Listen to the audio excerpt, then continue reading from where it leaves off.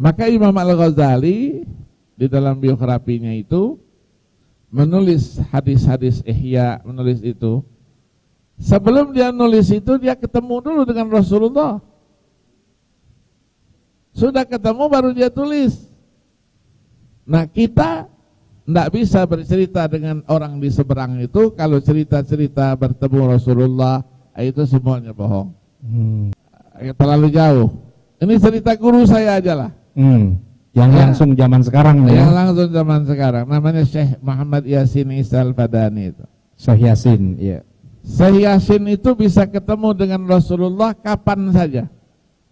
Kapan waktu beliau kapan ingin, waktunya bisa ketemu. bisa ketemu. Saya ketika ada masalah hadis-hadis yang saya sudah cari di mana-mana tidak ketemu, Allah ilhamkan sama saya, tanya sama Syekh. Saya tanya sama Syekh, dia bilang apa?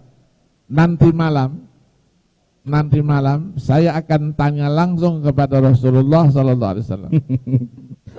Besok kamu ke sini. Saya terus tidak bisa tidur itu. Duhurnya saya ke sana, dia keluar, katanya ya akhir absyir gitu. Ada berita gembira, dia bilang.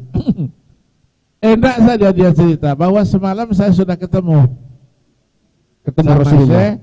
Saya tanyakan hadis ini, betulkah beliau menyabdakannya? Dia tanyakan semuanya betul. Rasulullah yang sabdakan. Ya. Nah.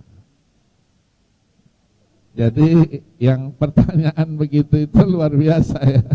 Benar bisa bertemu Rasulullah SAW kondisi terjaga? Jawabannya tidak benar ya. Sering saya sampaikan, Rasulullah SAW mungkin bertemu dengan kita dalam kondisi mimpi. Mimpi kita bertemu dengan Nabi itu mungkin. Kata Rasulullah SAW, man ra'ani fil manami faqad ra'ani, fa inna syaitana la yatamatsalu bi. Barang siapa yang melihat aku dalam mimpi, maka dia telah melihat aku, karena syaitan tidak bisa meniruku. Mungkin kita bertemu dengan Nabi dalam mimpi. Dan Imam Nawawi mengatakan, seandainya Anda bertemu dengan Nabi dalam mimpi sesuai dengan sifat-sifat Nabi, kemudian Nabi mengajarkan sesuatu di luar daripada syariat Nabi, maka tidak bisa diikuti. Bahkan Imam Nawawi mengatakan, seandainya malam ini seorang mimpi ketemu dengan Nabi, kemudian Nabi berkata besok 1 Ramadan, maka tidak boleh diikuti, harus kita lihat hilal. Jangan berdasarkan mimpi tersebut. Kenapa? Yang suruh lihat hilal Nabi dalam hadis-hadisnya. Maka tidak mungkin perintah Nabi dalam mimpi berlawanan dengan perintah Nabi tatkala Nabi masih hidup ya. Jadi demikian ya. Itu pun kalau yang kita ketemu dalam mimpi adalah Nabi, karena banyak terkadang syaitan datang dalam mimpi ngaku sebagai apa? Nabi, ternyata bukan Nabi. Dan ini saya pernah ketemu dengan orang yang mimpi dengan ketemu Nabi. Bilang saya ketemu dengan Nabi. Terus gimana Nabi yang kau lihat? Nabi bersinar wajahnya. Ada jenggotnya enggak? Enggak, dagunya bersinar. Oh, itu bukan Nabi kata saya. Dagunya bersinar. Kalau Nabi jenggotnya apa? Lebat. Berarti bukan Nabi yang kau lihat. Ya. Ada yang bertemu dengan Nabi. Bagaimana ciri-ciri Nabi? Nabi wajahnya bersahaja. Kemudian rambutnya putih, jenggotnya putih. Itu bukan Nabi, karena Nabi ubannya cuma 20 helai. Yang kau lihat itu bukan siapa? Bukan Nabi. Maksud saya, Nabi, setan tidak bisa niru Nabi, tapi setan bisa ngaku sebagai Nabi. Itu pun dalam mimpi. Adapun tatkala masih Nabi ketemu kita dalam kondisi sadar, ini enggak mungkin. Nabi sekarang sudah dikubur. Dia tidak akan keluar dari kuburan kecuali pada hari kiamat kelak.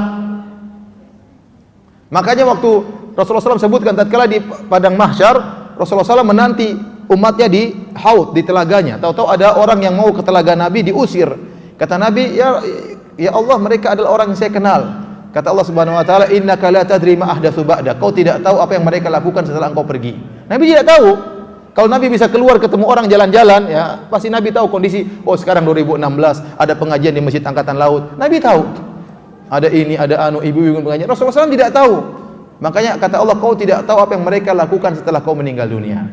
Itu berarti Nabi tidak pernah keluar dari apa? Kuburannya. Makanya saya katakan aneh, di tahun sekarang, tahun 2000-an, Nabi keluar dari kuburan ketemu dengan orang. Sementara waktu Nabi meninggal, putrinya Fatimah menangis, sedih sampai sakit sampai meninggal. Nabi tidak pernah ketemu dengan apa? Putrinya. Nabi tidak pernah mengunjungi Fatimah. Nabi tidak pernah mengunjungi Abu Bakar. Nabi tidak pernah mengunjungi Ali bin Abi Thalib radhiyallahu anhu. Nabi tidak pernah mengunjungi sahabat yang paling dicintai Abu Bakar.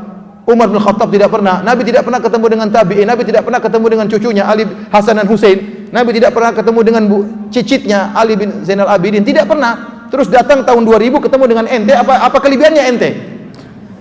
Ente apa kelebihannya? Sementara orang-orang yang Nabi cintai tidak pernah Nabi kunjungi. Tanda tanya bagi kita. Apalagi dalam yang saya dengar YouTube tersebut, kata dia Nabi keluar, ya, jadi katanya kuburannya goyang. Terus Nabi keluar, Nabi cium lutut saya. Gimana Nabi cium lutut ente? Ini benar, dia bilang Nabi cium lutut dia, gimana? Waktu kuburan goyang, apakah tidak heboh itu askar-askar di Masjid Nabawi? Kuburan ini Nabi mau kemana? Muhammad mau kemana? Katanya. Saya mau cium itu lutut orang Indonesia. Ini mana? Apa enggak heboh seperti itu? Ya, kita berpikir yang boleh orang cerita-cerita, tapi kita punya otak berpikir apa benar seperti itu. Ini sekarang tahun 2000 sudah banyak shooting, sudah banyak CCTV. Masa kejadian tersebut tidak terekam? Itu tahun 2000-an loh cerita itu. Jadi kuburan apa? Goyang, kemudian keluar. Kan susah, keluar itu berarti harus dibongkar itu apa namanya? Kan tertutup itu. Jadi berarti kan kuburan terbongkar. Apa enggak heboh di Masjid Nabawi kalau saya seperti itu?